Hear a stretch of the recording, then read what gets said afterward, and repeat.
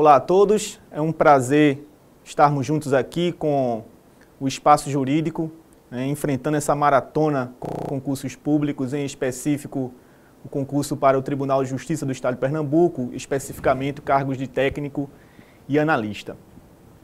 É uma honra para mim, como professor já de graduação, como professor de cursos de pós-graduação também, agora enfrentar com vocês esse estudo de dicas para o concurso do Tribunal de Justiça do Estado de Pernambuco, junto com o Espaço Jurídico.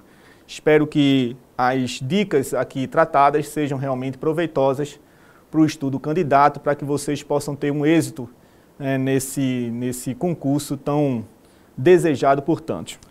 Bom, em relação a esse nosso primeiro ponto, que incide apenas para o cargo de analista, é importante que a gente dê destaque, em primeiro lugar, a diferença da aplicação da Lei Processual Penal no tempo e no espaço em relação ao direito material, que pode causar realmente muita confusão ao candidato.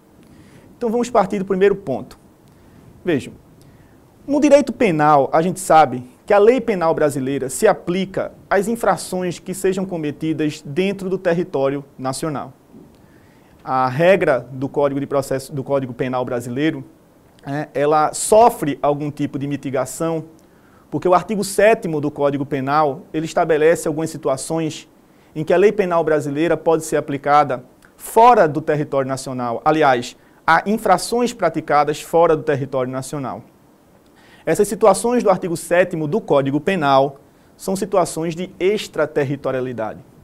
Então, se há a possibilidade de que infrações cometidas fora do território nacional sofram a incidência das normas de direito penal material, consequentemente, as regras de direito processual penal incidirão para dar efetiva aplicação às normas de direito material.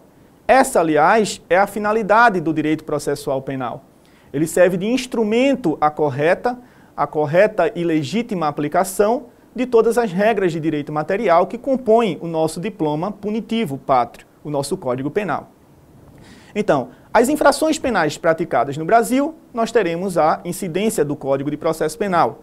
As infrações penais praticadas fora do território nacional, em que haja a possibilidade de incidência da lei penal brasileira, consequentemente, o Código Penal brasileiro, o Código de Processo Penal brasileiro também será aplicado. Então, a regra do Código de Processo Penal, como é também no Código Penal, é da territorialidade. A legislação instrumental, o Código de Processo Penal, ele vai se aplicar às infrações praticadas no Brasil e, de forma excepcional, as infrações praticadas fora do território brasileiro em que haja a possibilidade de aplicação do nosso Código Penal. Até aí não há tantos problemas. O que o candidato deve ter atenção é ao artigo 2º do nosso artigo 1º do nosso Código de Processo Penal, em que trata realmente o legislador da matéria, fazendo inclusive referência a alguns incisos que excepcionam essa ideia de territorialidade.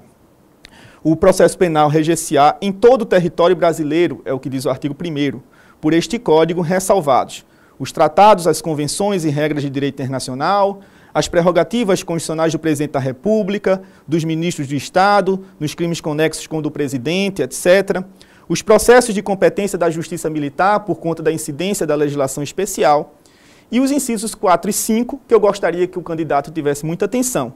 Ele fala no inciso 4 dos processos de competência do Tribunal Especial, que já não existe mais dentro do nosso sistema jurídico, e também no inciso 5 os processos por crime de imprensa. E o candidato deve estar atento ao fato de que o Supremo Tribunal Federal recentemente julgou a lei de imprensa não recepcionada pela Constituição de 88, ou seja, revogada pela Constituição de 88. Consequentemente, tanto o inciso 4 quanto o inciso 5º, eles não têm mais incidência dentro da estrutura desse artigo 1º. Mas, como eu disse, o artigo 1º do Código de Processo Penal, ele trata do fenômeno da aplicação da lei processual penal no espaço.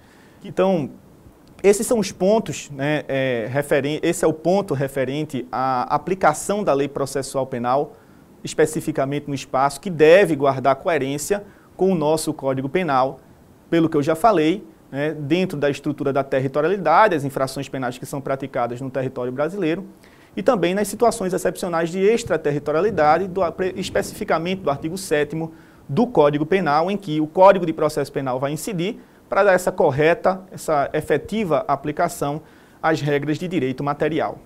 Bom, o problema em relação a esse ponto diz respeito a, especificamente, a aplicação da lei processual penal no tempo. Porque há muitas dúvidas de candidatos, de alunos, em relação a essa problemática, pela diferença que vocês encontram em relação à aplicação da lei penal, né, material, também no tempo. A gente estuda, desde o início do curso de Direito, inclusive, que a lei penal brasileira ela não pode retroagir para malefício do acusado, para malefício do réu. A lei penal ela não retroage, salvo para benefício do acusado, portanto. A regra da irretroatividade da lei penal é uma regra absoluta e uma garantia fundamental prevista na Constituição Federal. Ocorre que a aplicação da lei penal brasileira, né, a irretroatividade da lei penal brasileira, diz respeito às infrações penais cometidas antes do início da vigência da lei que prejudica. Então, se uma infração penal for praticada numa determinada data, lei posterior que prejudique de alguma maneira o praticante ou o acusado dessa infração não poderá sofrer, portanto, retroatividade. A estrutura da aplicação da lei processual penal brasileira é um pouco diferente, porque a aplicação da lei processual penal brasileira se dá de forma imediata à luz do artigo 2º do Código de Processo Penal. Não importa se o crime foi praticado anteriormente ao início de sua vigência, o processo penal sofrerá a incidência dessa nova lei, seja ela procedimentalmente melhor, seja ela procedimentalmente pior para a pessoa do acusado. A norma de processo penal, ela tem aplicação imediata. É o princípio da imediatidade da aplicação da lei processual penal. Artigo 2º do Código de Processo Penal, que o candidato tem que ter muita atenção pela frequência com que essa matéria tem caído em concursos públicos, sobretudo em concursos promovidos pela Fundação Carlos Chagas. Então, a incidência da lei processual penal se dá de forma imediata e diz o artigo 2º, ressalvando-se os atos processuais anteriores. O que foi praticado anteriormente ao início da vigência da lei processual penal é resguardado, é respeitado. De agora em diante, a partir do início da vigência da nova lei processual, tudo deve observar essa nova regra estabelecida pela lei, estabelecida pelo legislador no âmbito do processo. Bom, essa é a diferença básica na aplicação da lei processual penal no tempo e a lei da aplicação da lei penal no tempo. Enquanto a lei penal material tem que observar a retroatividade, a lei processual penal observa a ideia da imediatidade, ela se aplica imediatamente, independentemente de ser melhor ou pior, mas sempre resguardando, sempre ressalvando os atos processuais praticados anteriormente.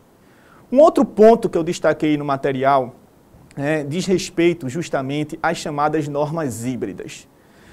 Às vezes o legislador cria uma norma só, que tem ao mesmo tempo um conteúdo de direito material e um conteúdo de direito processual. E a dúvida seria justamente a seguinte, ora, se a lei penal material, ela se submete ao princípio constitucional da irretroatividade da lei maléfica, se a lei processual penal, ela se submete à ideia de imediatidade, à luz do artigo 2º do Código de Processo Penal, como entender as chamadas normas híbridas, também de incidência frequência em concursos. As normas híbridas são aquelas, como eu disse, que possuem tanto um aspecto de direito material quanto um aspecto de direito processual. Mas eu vou tentar simplificar essa questão com o estudo do artigo 366 do Código de Processo Penal. O artigo 366 do Código de Processo Penal é um exemplo típico de norma mista ou também chamada de norma híbrida. O artigo 366 sofreu uma modificação em 1996 e hoje, a redação atual, diz que o acusado que for citado por edital não constituir advogado nem comparecer ao processo, terá, portanto, alguns efeitos de revelia que se caracterizam, primeiro, pela suspensão do processo. Segundo, pela suspensão do curso do prazo prescricional. Terceiro, o juiz pode determinar a produção antecipada de provas, se houver essa necessidade. E quarto, o juiz também poderá, com base no artigo 312 do Código de Processo Penal, decretar a prisão preventiva, via de regra, para garantia da aplicação da lei penal. Esse artigo não era assim até 1996, como eu havia dito. Até 96, o acusado que era citado por edital era processado normalmente, né, sem a sua presença, e poderia, inclusive, ser condenado normalmente sem a sua presença, a sua revelia, portanto. Claro que para cada ato processual, para a garantia da ampla defesa, era assegurada uma assistência técnica, era assegurada uma defesa técnica, mas, de toda maneira, ele corria o risco de, citado por edital, ser processado, ser condenado, sem nunca ter tomado efetivo conhecimento, né, de um processo contra ele. Para evitar isso, já que a maioria das pessoas não faz a leitura de diário oficial, e isso realmente é coerente no mundo moderno, afinal de contas, perder tempo realmente lendo o diário oficial, né, com tantos e tantos detalhes, é algo que não faz parte do nosso cotidiano e não deve fazer. Já que a citação por edital é uma citação fictícia, então se passou a encarar esse fenômeno da revelia, quando houvesse uma citação por edital, de uma maneira diferente, para evitar que o acusado fosse, né, portanto, processado e julgado sem o conhecimento da ação movida contra ele. Então, o artigo 366 exige agora a suspensão processual, mas também, claro, a suspensão do curso do prazo prescricional, produção antecipada de provas e também decretação de prisão preventiva, se houver necessidade, com fundamento no artigo 312, quem vai, assim, julgar é o magistrado. Pois bem, vejam que o artigo 366, modificado em 96, ele tem uma natureza mista, ele tem uma natureza híbrida, já que, em parte, trata de questão processual. Vejam, quando se trata, o artigo 366 trata da suspensão processual, é uma questão puramente procedimental. E, portanto, deveria ter aplicação imediata, embora para crimes praticados anteriormente a 96, cujos processos estivessem em curso à época da entrada da vigência da regra. O problema é que o artigo 366 trata de suspensão da prescrição, algo que prejudica, claro, o acusado e que é um instituto próprio de direito material. Prescrição é disciplinada pelo direito material. O Código Penal brasileiro, ele disciplina todo o instituto da prescrição, inclusive trazendo as situações básicas, as regras básicas para a suspensão e interrupção do curso do prazo prescricional. Então, o artigo 366, ele prejudica o acusado no que diz respeito à prescrição, porque, afinal de contas, suspendendo-se o curso do prazo prescricional, o acusado poderá, portanto, ser punido muito tempo depois da infração penal, mesmo que tenha fugido. Agora, em relação à suspensão do processo, é algo que lhe beneficia, e é o aspecto processual da regra. Não importa, enfim, se beneficia ou se prejudica, a suspensão processual é realmente um ponto, né, de procedimento e deve ter sua aplicação imediata. Nesse caso específico, realmente beneficia o acusado. O que fazer, então, numa situação como essa? Se alguém tivesse praticado um crime em 1995, tivesse o processo já se iniciado nesse mesmo ano, vamos supor, iniciada a vigência, portanto, a vigência do artigo 366 com a modificação de 96, citado o indivíduo por edital, né, não constituindo advogado, não comparecendo ao processo, o que o juiz deveria fazer? Suspender o processo e deixar o prazo prescricional correr? Deveria suspender o processo e também o curso do prazo prescricional, aplicando efetivamente o artigo 366, ou o artigo 366 não deveria ser aplicado? Foi uma grande dúvida à época de 96, né, em que os tribunais superiores foram chamados, inclusive, para falar a respeito, né, dessa norma mista, dessa norma híbrida. E então se chegou ao seguinte entendimento: não é possível o juiz aplicar na norma o que é bom e o que é ruim. O juiz poderia pegar o artigo 366 e dizer assim: olha, vou suspender o processo, porque isso de alguma maneira é bom para o acusado, e não vou suspender o curso do prazo prescricional, porque isso lhe prejudica. Então, uma parte da regra vai ter aplicação imediata e a outra parte da regra não vai poder retroagir. O juiz não pode, portanto, se fazer de legislador. O juiz não pode criar uma terceira regra, porque se ele pega o que é bom de uma regra e exclui o que é ruim dela, ele está criando uma terceira regra que não foi prevista pelo Poder Legislativo. O magistrado, nesse caso, ou ele aplica o artigo 366 todo, ou ele ele não dá incidência, não faz incidir esse artigo 366. Ele não pode, portanto, criar essa terceira via.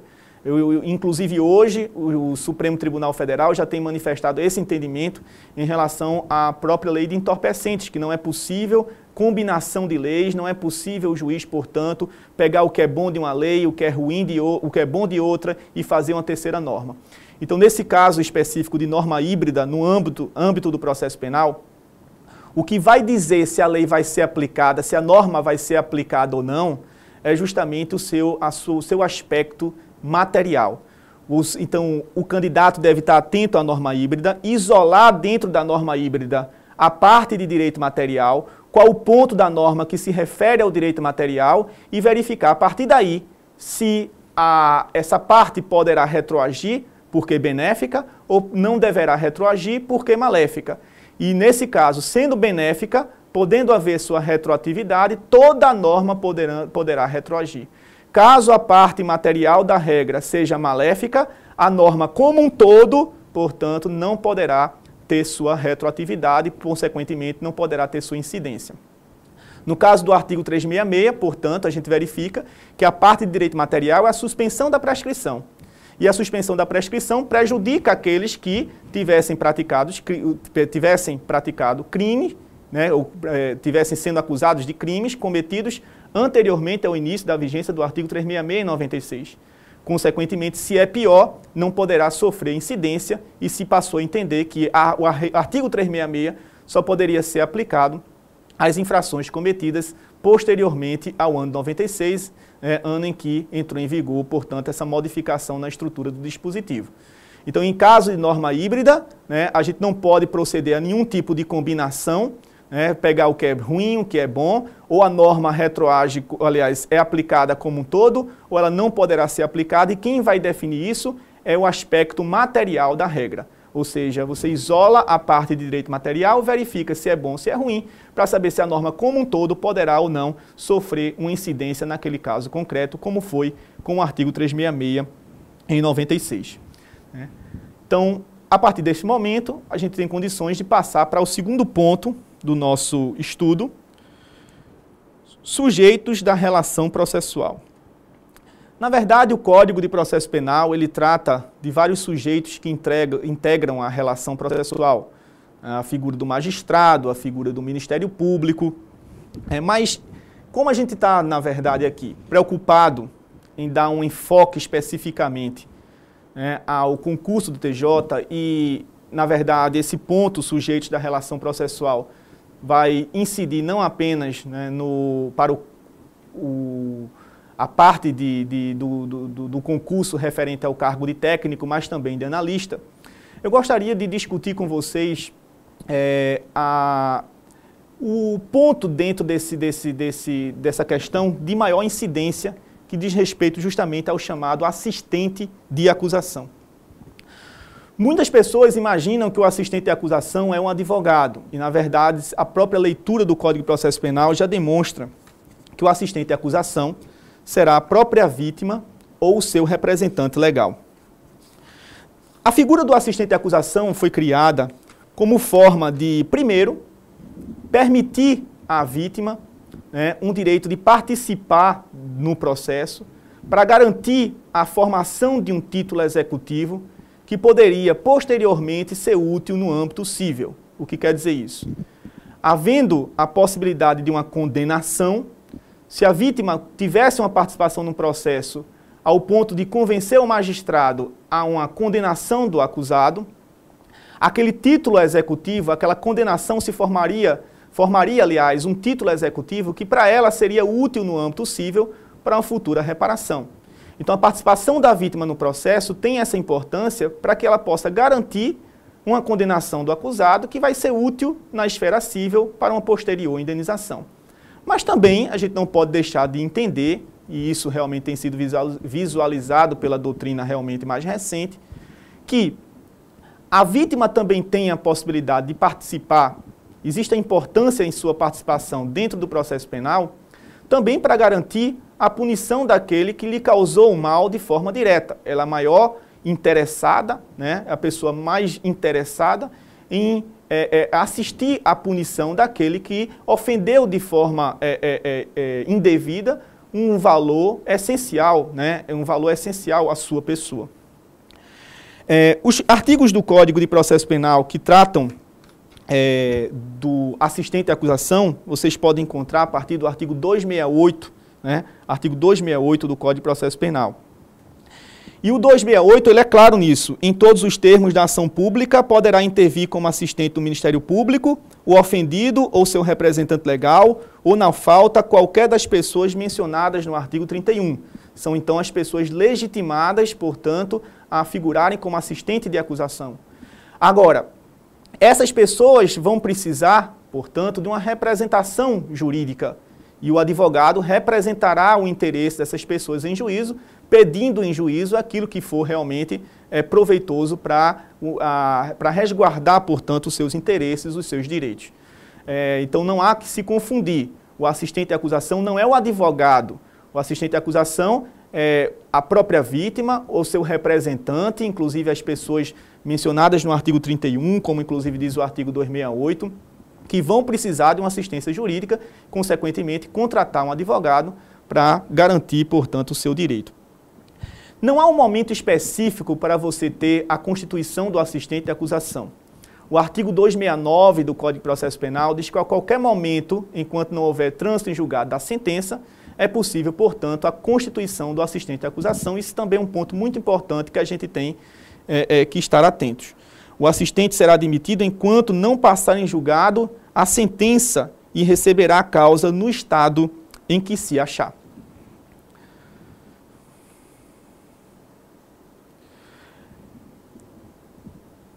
Na verdade, o assistente de acusação, embora possa realmente ser constituído a qualquer momento dentro do processo, para que ele possa ser admitido, é preciso a observância de um procedimento criado pelo Código de Processo Penal. A primeira coisa que o juiz verifica dentro do processo penal, a partir do próprio pedido da parte para figurar como assistente de acusação, é saber se o Ministério Público concorda ou não. É preciso que o Ministério Público se manifeste em relação à possibilidade ou não do assistente de acusação ser constituído. Afinal de contas, o assistente de acusação vai prestar esse auxílio direto ao órgão de acusação, que é o Ministério Público.